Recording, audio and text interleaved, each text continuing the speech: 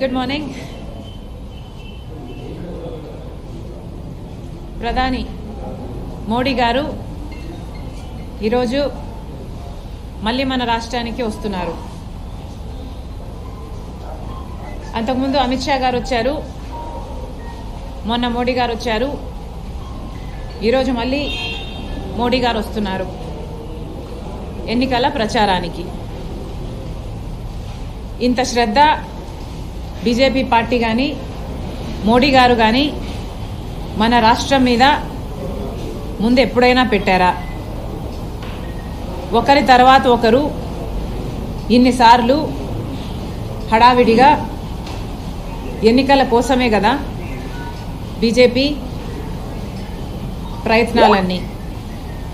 అంటే ఆంధ్ర రాష్ట్ర ప్రజలను మీరు మనుషుల్లా చూడట్లేదు, ఓట్లేసే యంత్రాలుగా చూస్తున్నారు అని మీరే చెప్పకనే చెప్తున్నారు.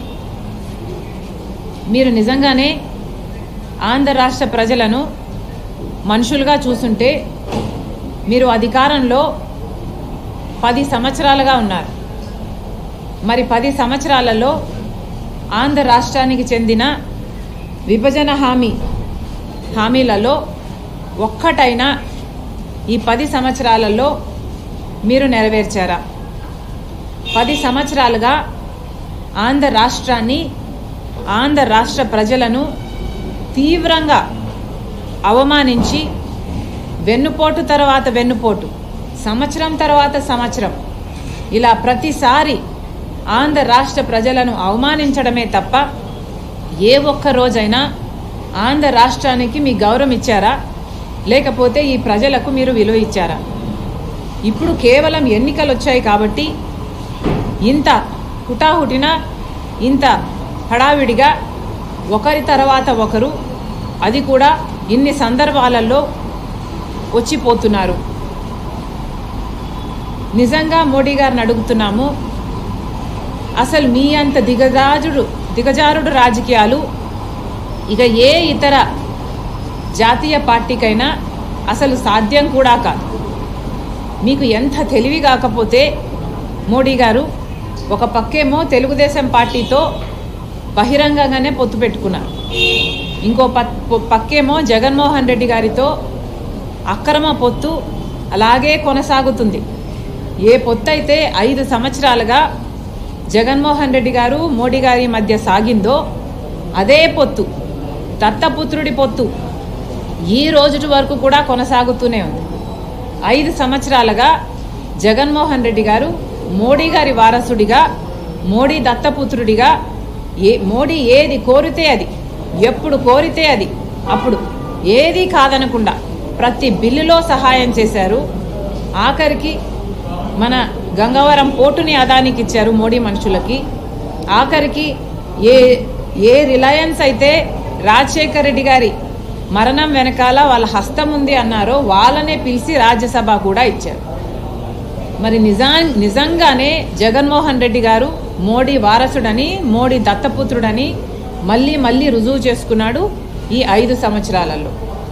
ఇప్పుడు మోడీ గారు చంద్రబాబు గారితో పొత్తు పెట్టుకొని, చంద్రబాబు గారితో పొత్తు ఉంది మాకు అని చెప్తూ, జగన్మోహన్ రెడ్డి గారితో ఏ పొత్తు లేదన్నట్టుగా. Do you want me to stop? Jaganmohan Reddy గారితో ఏ పొత్తు లేదన్నట్టుగా ఇప్పుడు జగన్మోహన్ రెడ్డి గారిని దూషిస్తున్నారు. కేవలం మైనారిటీ ఓట్ బ్యాంకు కోసం ఈ తిప్పలన్నీ. అంటే Hindu vote bank, BJP vote bank, Telugu Desam vote bank ఇంటాక్ట్గా చంద్రబాబు పొత్తుతో ఉండాలి, మిగతా మైనారిటీ ఓట్ బ్యాంక్ అంతా జగన్మోహన్ రెడ్డి గారు పోయినసారిలాగా గార్నర్ చేసుకోగలిగితే ఈ ఓట్ బ్యాంకు ఆ ఓట్ బ్యాంకు రెండు కలిపితే మళ్ళీ మోడీకే బెనిఫిట్ అవ్వాలి అన్నది మోడీ గారి స్ట్రాటజీ. ఆంధ్ర రాష్ట్ర ప్రజలేం పిచ్చోళ్ళు కాదు మోడీ గారు.